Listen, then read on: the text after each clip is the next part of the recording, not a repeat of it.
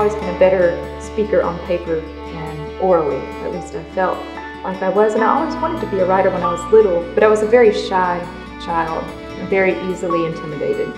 And then when I was maybe 19 or 20 years old, this woman came into my life, very manipulative.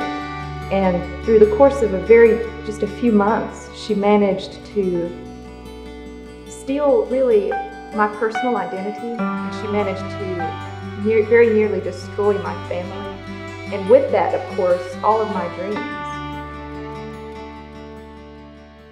After coming out of something like that, I think it's a tendency to believe that we no longer have anything to say to the world, or that maybe our words are not valuable to the world anymore. I felt like my family lost all confidence in me. I felt like I disappointed everyone around me to such a degree that how could they ever take what I had to say seriously again? Everything finally broke. I ended up out in a church parking lot on a rainy night. I remember there being lots of cars because they were having some fellowship thing going on inside.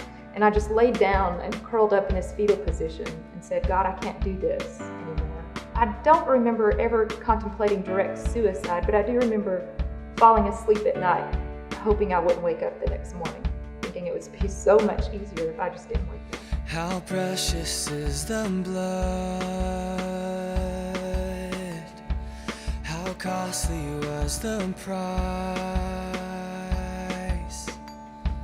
how marvelous the mercy of Jesus Christ. But in the middle of that, another woman came into my life who ended up being a mentor. She was the right person, because I believe it can take just one wrong person to destroy all of your dreams and to make you lose sight of all of your dreams. But then it takes the right person to breathe life again. Most people are just looking for somebody to believe in them, somebody to recognize their own potential. And the Dream Center is designed to recognize people's potential and to teach them to recognize it themselves. For instance, we work a lot with inmates and ex-inmates. We want to offer them resume training classes, personal presentation skills, computer skills, things like that, and also to offer children of inmates for a variety of services.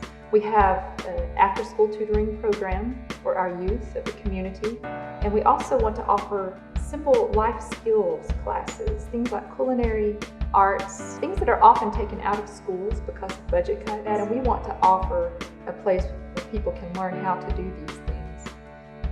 So because we see that the after-school tutoring programs are working and they're making a difference in these kids' lives and in their grades and in their studies, that we want to begin to expand that and offer more services and more classes.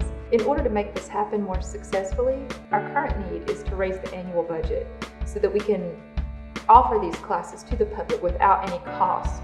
Funds would be used to do things like purchase supplies, keep the facilities running. So the big picture of the Dream Center seems impossible to build all over the country, but that's why we want to scale it down and start here at this location and make this a success.